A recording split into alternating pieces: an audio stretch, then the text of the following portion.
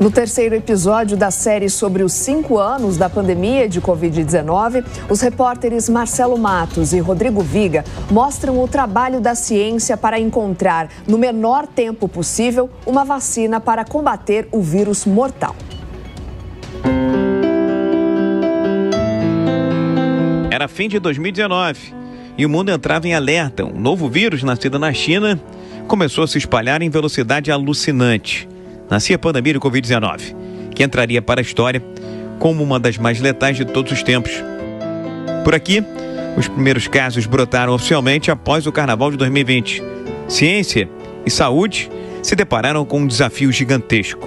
Precisavam uma pronta resposta para salvar vidas. Uma vacina contra a nova peste era questão de vida ou morte, literalmente.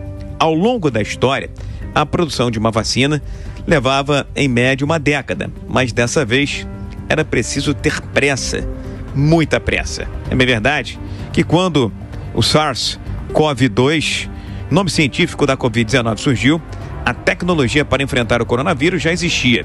O que a ciência precisava era adaptar a vacina para combater o novo vírus que possuía uma proteína S, chamada de spike, diferente dos coronavírus anteriores.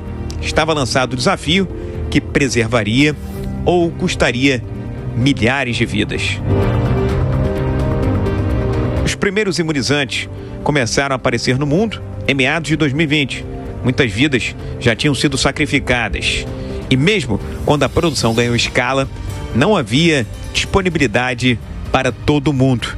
No Brasil, a realidade em torno de uma reviravolta contra o vírus começou no dia 17 de janeiro de 2021 e coube a uma enfermeira aqui da capital, Mônica Calazans, a primeira dose a ser aplicada no país, em São Paulo. Que além de ser um momento de esperança, era um momento de vitória, que a gente ia brigar, nossa briga ia ser acirrada contra esse vírus, porque nós temos a vacina.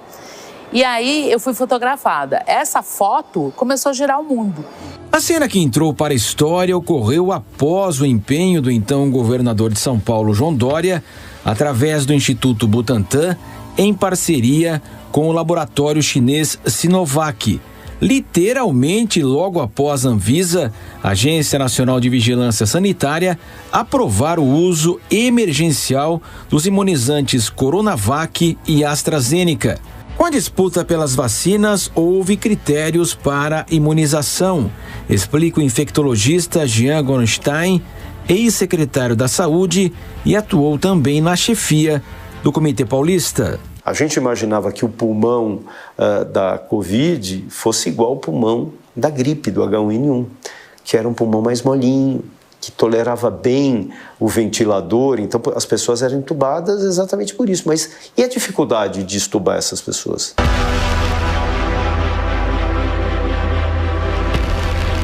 No Brasil, no período de 2020 até fevereiro de 2025, foram registradas mais de 715 mil mortes pela Covid. Se não fosse o SUS, instituições como a própria Fiocruz e o Butantan, a tragédia, segundo Mário Moreira, seria muito maior. Afinal de contas, o Brasil detinha 3% da população global na pandemia, mas chegou ao final da crise sanitária com aproximadamente 10% de todos os óbitos. Em março de 2023, a OMS, Organização Mundial da Saúde, deixou de considerar a doença como emergência internacional. Mas após 5 anos do início da pandemia, de janeiro a 1º de março de 2025, morreram 761 pessoas no país, de acordo com o Ministério da Saúde. A tragédia provocada pela pandemia de Covid-19 deixou lições e aprendizado. Entre eles, segundo pesquisadores, cientistas e médicos, a necessidade de aportes e investimentos em insumos para enfrentamento de doenças e eventuais futuras pandemias. Além disso, a necessidade de investimentos permanentes em ciência, pesquisa e tecnologia para se deparar com um mundo cada vez mais globalizado.